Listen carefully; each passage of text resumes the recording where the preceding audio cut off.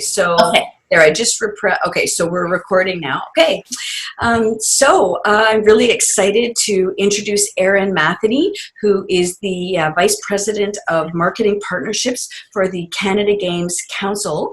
She's also a Brock alum, which is amazing. So thrilled to have Erin here. And before we get going, Erin, is it okay if I tape our conversation? Of course, yes.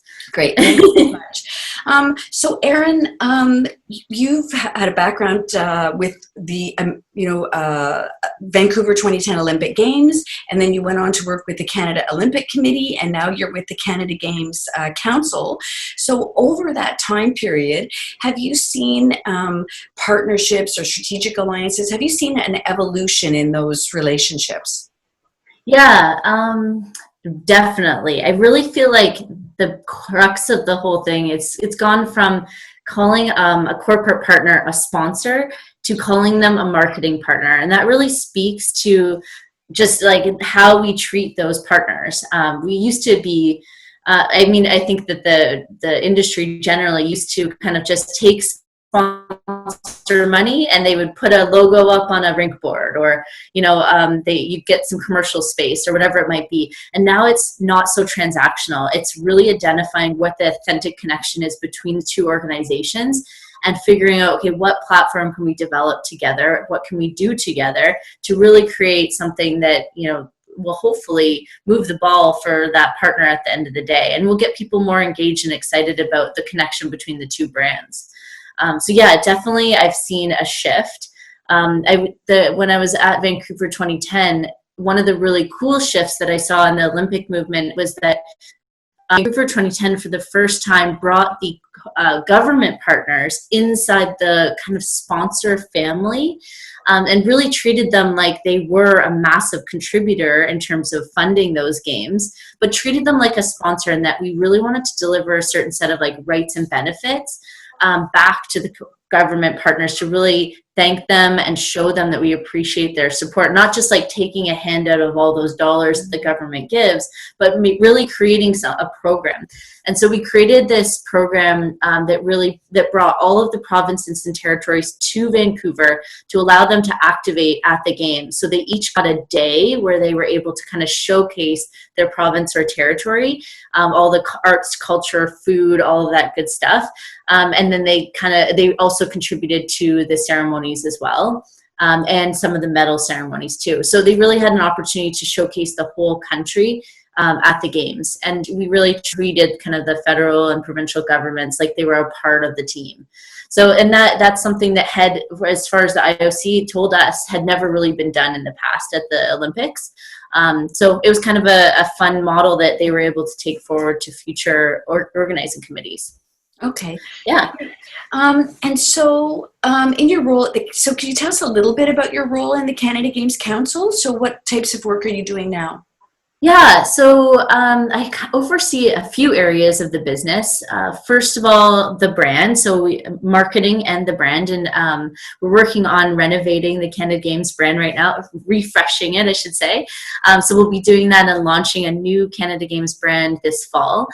So that's been a really big piece to my role lately. I also oversee all of communications, our digital media channels. So anything, all of our Facebook, Twitter, Instagram, but also like YouTube and other channels.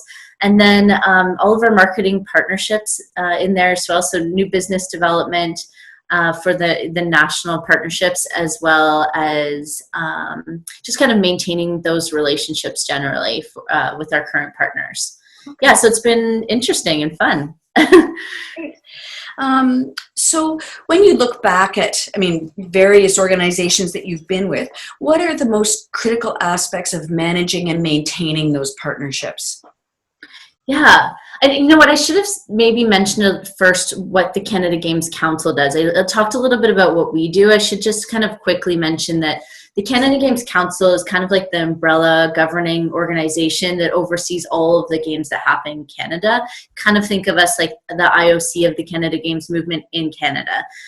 So that I just wanted to give that context so you understand that we're kind of the overarching brand. And then there would be host committees in each community as we move along. Like in Niagara, there's the Niagara 2021 Host Society locally. So we help them out with transfer of knowledge and help by creating a great brand that they can bring to the local community. Anyway, I just wanted to give that context. So maintaining relationships was your question, Laura. I think one of the things, the way that I kind of always see partnerships in my mind, and I say this to myself constantly, it is that I want to be, and we as an organization want to be, our partner's best partner. So I'm constantly thinking about what is it, how can I stand out from the other partnerships? So if you're working with Canadian Tire, at one point they had 62 sport partnerships. So how do we, and at the time I was at the Canadian Olympic Committee, how do we really stand out as someone that they would want to renew with over and over and spend millions and millions of dollars on that partnership? So in doing that, I really think, first of all, it's relationships. It's relationships with the folks that you're working with on a day-to-day basis, but also ensuring that the top to top of each organization are having constant kind of conversations, that they're having a chance to get together. And the same for, the day-to-days, that it's really important to do the little things, like, is it someone's birthday? Are you sending them, flowers that day or something? Like they get married, you make sure that you do something nice for that. If they have a baby, send them a onesie with the Olympic logo on it. Just like it's the little things that really do add up to creating a great long-term relationship. And so that it isn't transactional. They really see themselves as part of the family. That's kind of what I would say is the big thing for me. Also, know their business as well as possible. Buy their products, invest in their organization. I always loved that John Furlong, he was the CEO of the Vancouver 2010 Games. He switched his car. He bought a GM vehicle. He switched his bank to RBC. He bought the products of our partners and really personally invested in those organizations. And, so that he could walk into the room and he had a Samsung phone. Like, you don't want to walk into a room with Samsung and be carrying an Apple phone. Yeah. So those things it seems so little, but they are really important to create those connections with those organizations. And then maybe, I think you kind of talked about this a little bit later in your questions, but one of the, like on a deeper level in terms of partnership of the organizations, I think it's really important that you're creating that authentic connection. So what is it that brings your two organizations together to create, actually build something that has longevity and that encourages them to want to stay with you longer and partner with you longer down the road? It's something that they almost can't live without. Okay. And you can live without a sign on a rink board. Do you know what I mean? Like, how much is that moving the needle? But if your team or your staff at your organization are invested in it, then it's a good way to kind of create a relationship. Okay, that's great. Can you just think, well, you've actually just given us a great example of a well-managed relationship.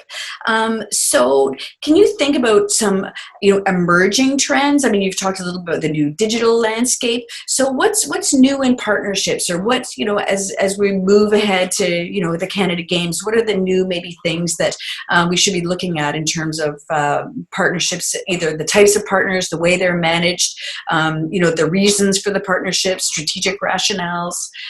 Yeah, we're in such a weird time right now when it comes to corporate partnerships in sport. And I'm really interested and excited to see what kind of new innovations come out of this time where you're not able to have a partner in person at an event all of the time. So I think about, and I'm kind of keeping an eye on my friends at MLSE and what they're doing to kind of still engage those partners from a distance or two. And this is what I would say is the biggest trend right now is really digital activation. And it's so critical through all of this COVID stuff that partners still have an opportunity to engage with that sport without necessarily having a fan there in person, which is really what they sell so often, is that opportunity to engage with the fan directly. So digital is going to be absolutely critical now and into the next, I think, couple years. And it's going to probably spur some amazing innovations that are going to come out of it, some amazing sponsorship opportunities.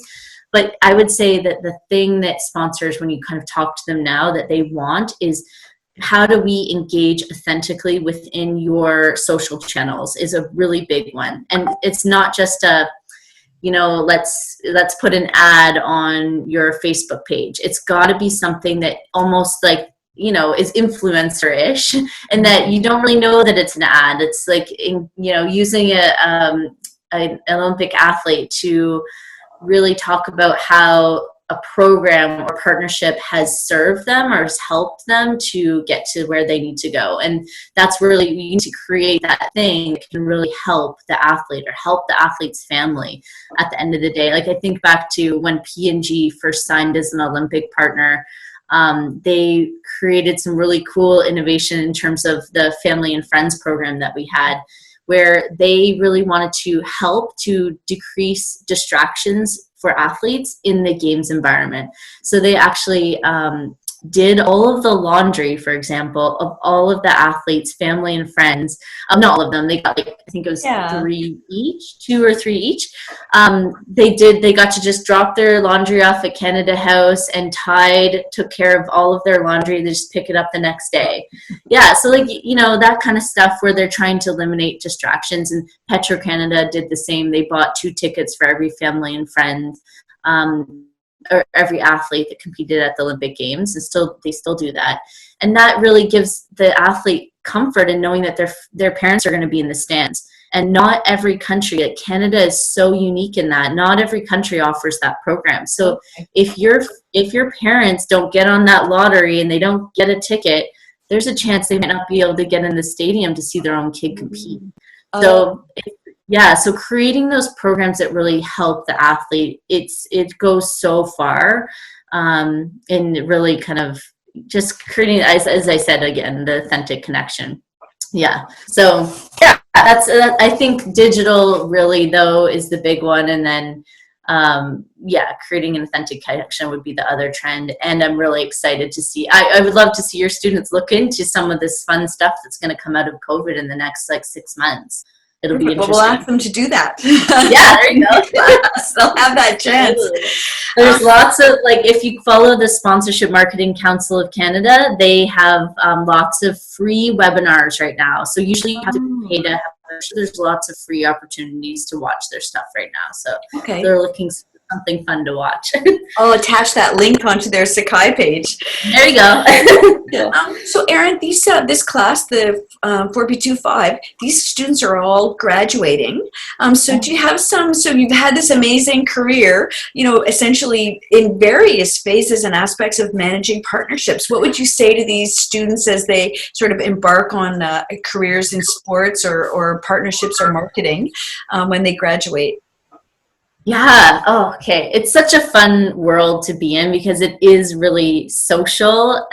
You really do need to kind of be in front of your partners. So I would just say get to know your partners really well on a personal level. Be really authentic. Go to lots of events so that you can build your network and have this great community, so that if you find yourself, for example, in business development side of partnerships, one day you have lots of connections in the industry. But also, I think, as I said off the top, go above and beyond, find ways to really give back to that partner, and to show that you're really interested in their business. Hey, I saw this article that has to do with something that we could do together, or something to do with your business, and send it when you're thinking about them. I think that you're seeing a lot of innovations right now where organizations for properties aren't able to be in front of their partners for partner conferences and things like that, but they're doing really fun things online. So find opportunities when you can't be in person to do things online, have a wine tasting with your partners, or have a chef cook an awesome dinner and send a kit of a food to each partner's house and host a chef workshop. There's all kinds of chances and ways to kind of be creative and think about how to engage your partner even when you can't see them. that doesn't cost a ton of money. Yeah, so I would say, like, as I said off the top, like, invest in their companies. Like, make sure that if you're walking into a Samsung room, you're carrying a Samsung phone, or just leave your phone at home. That kind of stuff. Like, really, yeah, you want to make sure that you're really respectful of their product and get to know them as best you can, for sure. That's what Okay. Fantastic. Erin, so great speaking with you, and congratulations on your position. We're really excited about obviously having the Canada Games here in Niagara, and knowing that your insight from all these different experiences is going to be overseeing, a big part of that marketing and partnership and branding experience that we're going to see, very soon in the Canada Games. So thank you so much, and take care. And I really appreciate the time that you've given to us today. Yeah, my pleasure. And I encourage everyone to sign up to volunteer for the Canada Games. It'll be such a cool experience right in your backyard. Any sport management student has got to be there in some capacity. So really excited to see you there. So reach out to me if you do end up on a team at the Games. Okay. Thanks, Laura. Thanks. I'll stop recording. There we go. Okay, super. Take care, Erin. Thanks very much. She's off to another meeting. Okay. Thanks, Laura. Take care. We'll talk. Thanks. You too. Okay, bye.